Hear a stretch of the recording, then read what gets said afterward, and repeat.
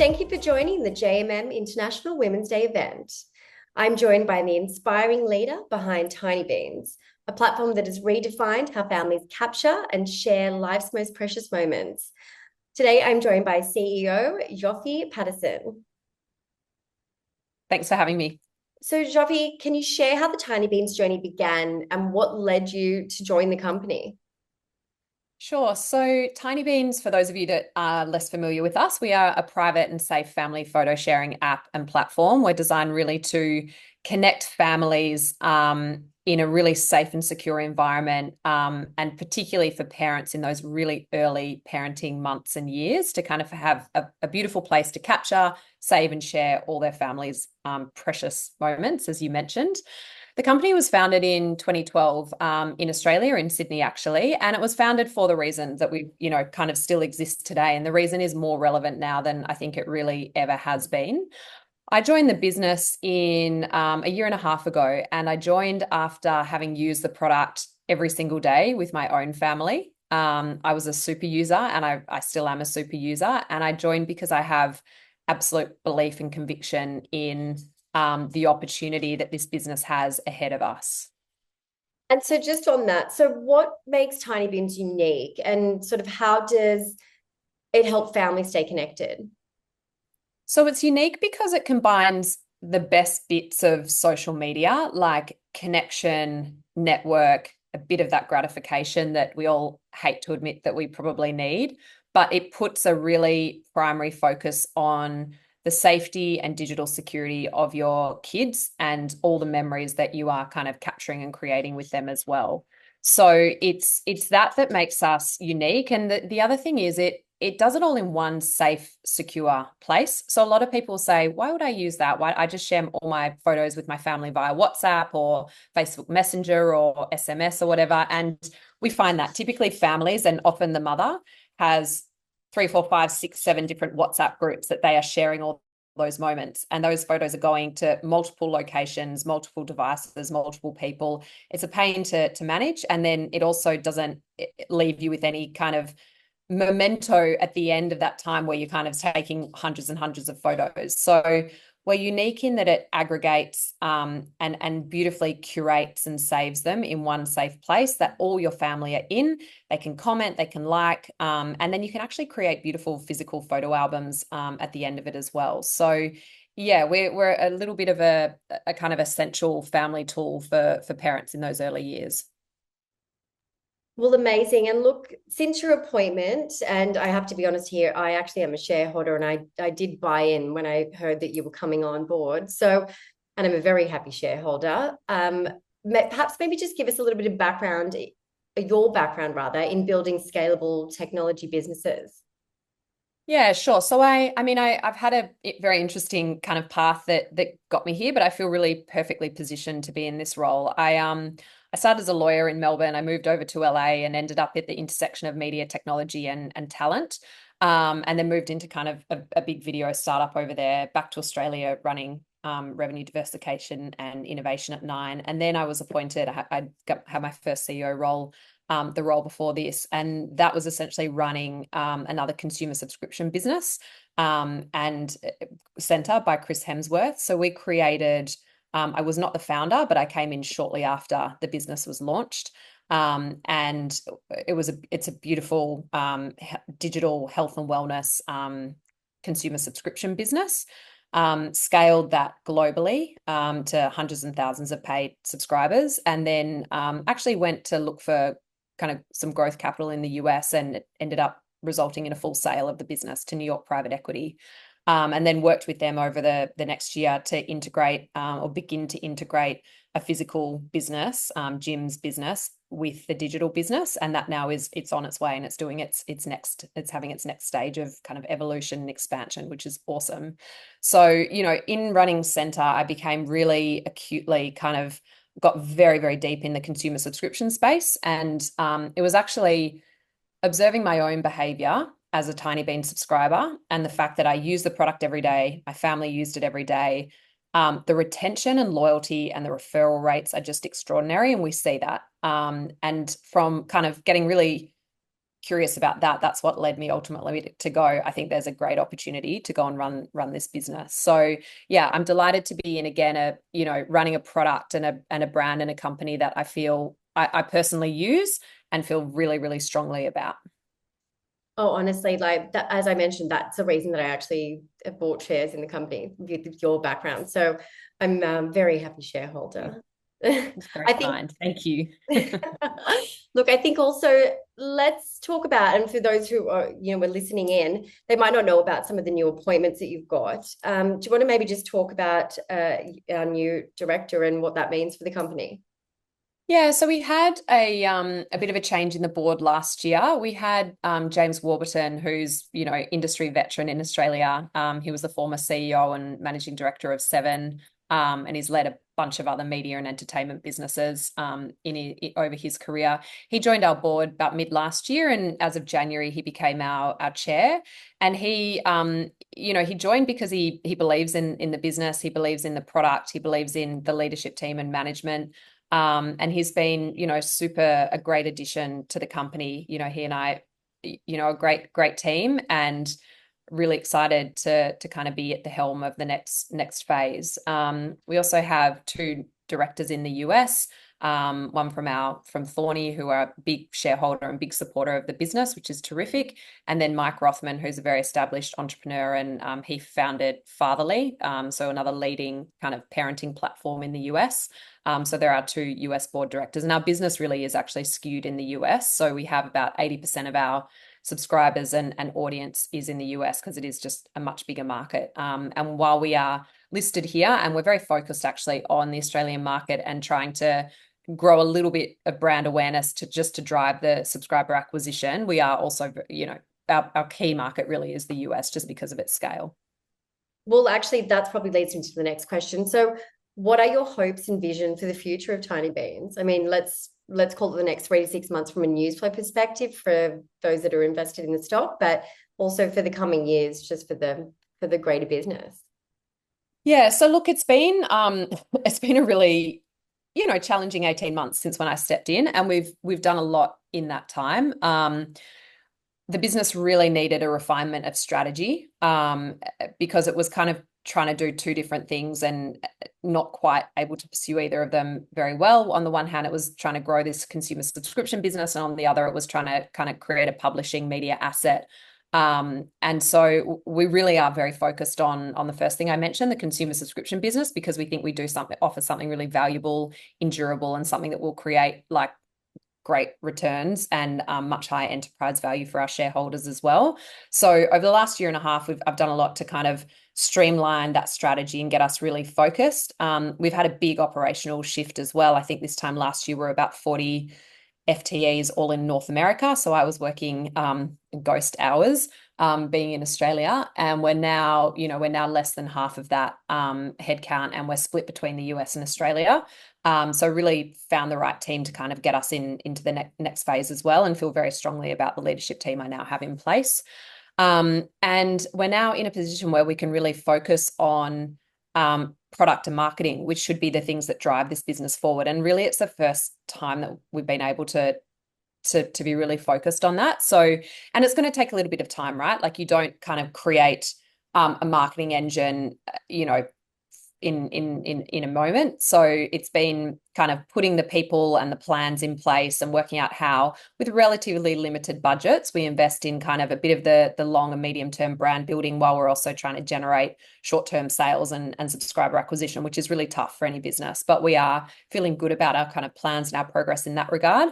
And I'm super excited also about the product roadmap that we have ahead of us as well, which we've started kind of talking a little bit about lightly in some of our public releases. But I think over the next 6 months, you'll really see us doubling down our focus on the things we're doing from a product perspective that we think will add more value to our members, and also introduce kind of more capabilities for pet families at different stages of their life cycles as well. And also more in the physical product space, which we think is super exciting, because anyone that's gone to the effort of creating a beautiful digital album, why not go the next step? Create the physical album, create the calendar, create mugs for your grandparents for Christmas, birthdays, Mother's Day, etc. So yeah, that's what we're doing over the next year.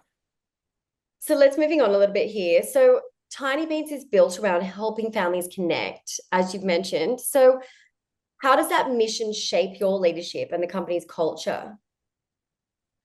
So I think we are a very family-friendly company with lots of working parents. I think all of my management team, they are working parents with kids at kind of different ages and stages. And we are a global remote business. And while there are some drawbacks of that, I think that's quite a challenging model, but there's a lot of flexibility that comes with it. And that's actually really important for our people. And it's a big part of kind of how we think about the culture and leadership as well. And, in terms of, you know, how it shapes my leadership. Like to me, it's essential. I mentioned it before that I'm working on products that I really believe in and that I think add value to the world. And I think this product does. It adds value to the world and to families. And that allows me to kind of practice really authentic leadership. I was a super user of Tinybeans before I joined. I remain a super user and I've got really, really high conviction. And so, it's very easy to turn up. I'm a CEO, but I'm also a mum, and like I show both of those sides, and I lead in with both of those things at the forefront. And I think that helps, just show a little bit more of me and show the authenticity of what we're doing, why we're doing it, and why I want to be leading it. Look, I think Yofi, perhaps maybe just talk about what a super user is actually. For some of the people on that are listening in, they might not understand what that actually means, but if you can maybe give us a bit of background on that. Yeah, a super user, I mean, they're the best people you want to find that in any business and any customer focused business. I mean, all businesses need customers of some sort, but a super user is someone who uses the product ferociously. And Tinybeans actually benefits from a really high daily active user rate. We're actually up amongst the kind of Candy Crush, Instagram, WhatsApp type companies that all talk about how frequently people are using their product. And I'm essentially one of those people. I'm more than a daily user. I mean, I'm in Tinybeans. When I'm not with my kids, I'm waiting for updates from whoever has my kids. And when I am with my kids, I'm often posting to make sure that my mum and my grandma are getting the updates like in real time as well, because they really live for it. Like my grandma is 94. She lives independently, amazingly on her own, but she's quite physically isolated. So for her, Tinybeans really provides like an insight into her great granddaughters, her granddaughter, me, and also my mum, our lives. So it's yeah, that's kind of, and we see that usage in a lot of families. Like people are doing it firstly for the curation of the album, but then really to serve the people that they love, with keeping them in the loop. Okay, so just on that, let's walk through the actual model itself. How many users have you got on the platform as it stands? Probably here in the US, as you mentioned, that you sort of have that impact in. Yeah. So we have about 900,000 monthly active users that sits somewhere in the kind of Tinybeans universe. They can be the parents, they can be the kind of family members of the parents. So yeah, and about 80% of those is concentrated in the US. We have of that number, about 50,000 paid subscribers. And our business model is one where it is a freemium model, meaning that people can come on, use the product up to certain limits for free. And then if they want to unlock, added benefits, then they pay a monthly or an annual subscription fee. So, for the free product, people can post up to 20 photos a month. They have some limitations on the storage, and they are receiving like a light number of kind of targeted, helpful ads. If they want to pay, then it gives them completely unlimited video and photo kind of uploading every month, a great deal more storage, and an ad-free experience. So, look, software development and technology at large is still very much male dominated. How do you believe that we can drive towards further diversity at a senior and leadership level, as such as what you've done already in your career? So I think modeling what's possible and being visible. So doing these kinds of events is really important, because there are a lot of women, especially in my circle, that are doing extraordinary things, and they are top of their field, and they are leaders in banking, in law, in PR and businesses that they run, Hollywood script writers, producers, etc. And so I think it's really just seeing more women get to those positions and then being vocal about that as well, whether that's publicly or privately, whether it's digitally or in real life. I think that's really important. I think hiring women is also really important. And I know, I mean, I don't want to say I prioritize hiring women, but it's very important to me that I'm always looking at female candidates, not just male candidates for whatever role I'm looking at.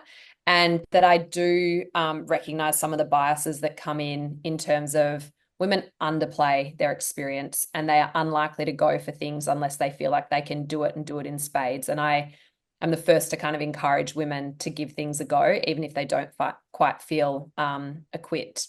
And then I do think, we talked about it a little bit, but like the flexibility that businesses now can offer, which really has come about from COVID, I just think is so helpful for women and for the promotion of women. Because I've got, again, a lot of people that want to do these jobs, but they can't do it in the way that, 5 years ago might have been the expectation. And now, thankfully, that has changed a bit. Quite a lot. And I think that's still also really important. So being mindful of like what arrangements people may need to make to allow them to do the great jobs, but also allow them to have kind of other things in their life that are equally as important. I think, and a lot of the people that are on this panel as well are mothers. So how has being a mother shaped your approach to leadership in business? Look, I think it's made me a much better leader. I think it's encouraged me to bring out some of the things like a bit more patience, a bit gentler, and have a lot more empathy as well. And I think none of those things detract from the fact that I can still turn up and have the really tough conversations and make really hard decisions. But I do think that, like, particularly with some of the younger employees, I think that before I was a parent, I was, I'm direct and I'm black or white and have high expectations of myself and others. But I do think that sometimes finding softer ways to deal with people, it can have really positive outcomes. And I think that has come with being a mum. I think the piece around flexibility, like I do remember, and I think back, not with pride, but like I remember in the last business that I ran, I had a good candidate. It was actually a man who I wanted to hire, but he wanted a special flexible arrangement to accommodate, family needs. And I actually didn't consider it. And so the job went elsewhere. And I do think that now that's a very different equation. And I do think that's something that has come about, one, from COVID, but also two, from being a parent and seeing you can still do a job at 150%. It just may look a little bit different from, the standard expectations. And look, I think, so what advice do you have for women who are aspiring to these leadership roles, particularly in the tech sector, but, from what you've achieved, I mean, what advice would you give even your younger self? Look, I think you just have to back yourself. I think it's hard to expect others to back you if you don't back yourself. And so turn up and show up and go for it. And take on challenges that you don't quite yet feel ready for. Take on any opportunity that comes your way and seek those out as well. Like I've got a number of kind of examples from my background where I didn't get something and I kind of, really fought for it, and it ended up being a good outcome for whoever I was fighting for and myself as well. I think know your boundaries though. I do think that that's something that, like, women can be a little bit too flexible with sometimes, but ultimately, like, if you're in this for the long game, knowing your boundaries is really important, and sticking to them, I think, is really important. And keep learning. Like I think, no job I've done have I ever felt quite ready for, but I've found a way to do it and via continuing to learn, and formally and informally. Like I, have gone back and studied certain things, and also just like learned from a lot from all the people around me as well. So I think, back yourself, go for it, have your boundaries, and keep learning. And I do think as well, this may be a bit off piece, but like having a great partner, if you do have a partner, I think is also super important. Because I couldn't really do this job if I didn't have the support of my husband, who's been willing at times to kind of take a step to the side to allow me to do the job whilst our kids are making sure they're being cared for. Look, I think let's touch back on being an ASX listed tech company. What are some of the unique challenges that you've found by running that company and then also how you're navigating them? Yeah, so this was a induction by fire for me. I was very comfortable, having kind of been a CEO and run another global consumer tech business that was kind of domiciled in Australia but focused on the US. Like felt very comfortable stepping into the role operationally and strategically, but the ASX stuff was totally new to me. And it was the challenges were really like learning, oh my God, what on earth do I have to do in addition to my job of trying to drive growth for this business and turn this business around. And so there's a lot of reporting, there's a lot of compliance, there's continuous disclosure. So a lot of the things that come part and parcel with being an ASX listed company and also not yet being cash flow positive meant that we have obligations on a quarterly basis to be reporting to the market on, our cash flow and our financial position, and just giving, a good snapshot of where the business is at. So that was quite challenging. And in the first year, really spent a lot of my time and effort trying to understand that and do it. And I really saw that as I was kind of frustrated by it because I'm like, this is like taking away from the time that I need to be spending kind of on the tools in the job. But it's part and parcel with it. And hopefully in time, once our stock gets a little bit of traction, we'll have lots of benefits from being listed. But at the moment, it's felt just a little bit more like a burden. But hopefully that will change soon. I think it will. But and how I kind of was able to do it. I had an incredibly supportive chair when I stepped into this role, Chantal Millard, who was the CEO and MD of Maggie Beer previously. And she's been in and around ASX listed businesses on boards and in kind of executive roles for, a decade or so. And she really, in going into this role, I was very clear in saying, like, I'm going to need help in this regard. And she did more than help me. So she really rolled up her sleeves and did a lot of the work to support me to do that and get across that. And, after a cycle of it, you kind of learn it. And so now nothing feels, it doesn't feel as challenging. It feels like part and parcel. It's part of the business's kind of rhythm and routine. And it becomes kind of almost enjoyable. I'm not going to say enjoyable yet, but almost enjoyable. But again, that was great mentorship from, another woman who was very generous with her time and her, effort and spent a lot more time as a chair in doing that with me than, others might experience.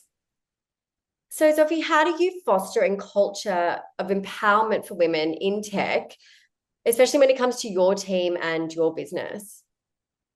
Yeah, so I think we've touched on a lot of these things. I think it's one, hiring women that, and then backing them, not just hiring them, then, really via like a management style, which is firm but very supportive. I think people can talk to my team about that. But really nurturing them and encouraging them and giving them space to really do the job that I think they can do. So for me, I usually give people benefit of the doubt. I usually put a lot of trust in people. And I think that creates an environment where they feel like good about doing the job that they're doing and they feel like they are empowered to kind of step up and kind of take on more responsibilities. So I think like really that's the first part. And then the second part is that allowing for flexibility and recognizing, we all have, I mean, my baby had gastro this week and we've had a couple of horrible nights, and everyone that's in my team deals with that at different ages or stages. And so being kind of supportive and allowing that and knowing that actually you'd never get, hiring working mums, you get so much productivity. And that's what I would say, like we haven't talked about misconceptions with this, but I do think that there is this misconception that you hire a working mum and, they're going to take all the sick days and their kids are going to be sick and they're going to need to do short hours, this and that. But actually, in my experience, how I work, plus also the people I see who, when I do hire working mums, they do everything they can to do an exceptional job. It just may look a little bit different from how, other colleagues may do it or how it may have been done 10 years ago as well. So yeah, that's kind of my practice with empowering women. Oh, look, I 100% agree. We've got some phenomenal people that work at JMM, male and female, but Yeah. the was out there that what they can do and what they can and turn around is it's next level. So Yeah. yes, I Yeah. completely agree with you. Yeah. Well, Zsofi, it's so lovely to have you on the program today. Really excited about your appointment at Tinybeans. I know there's exciting things to come. I'm a very happy shareholder, and thanks again for joining me. Jane, thank you for having me. I really appreciate the opportunity to be on and participate in this panel again with all these terrific women, and thank you for creating an opportunity in a space for women leaders to really be seen and share their stories and their insights and perspective, because it all helps.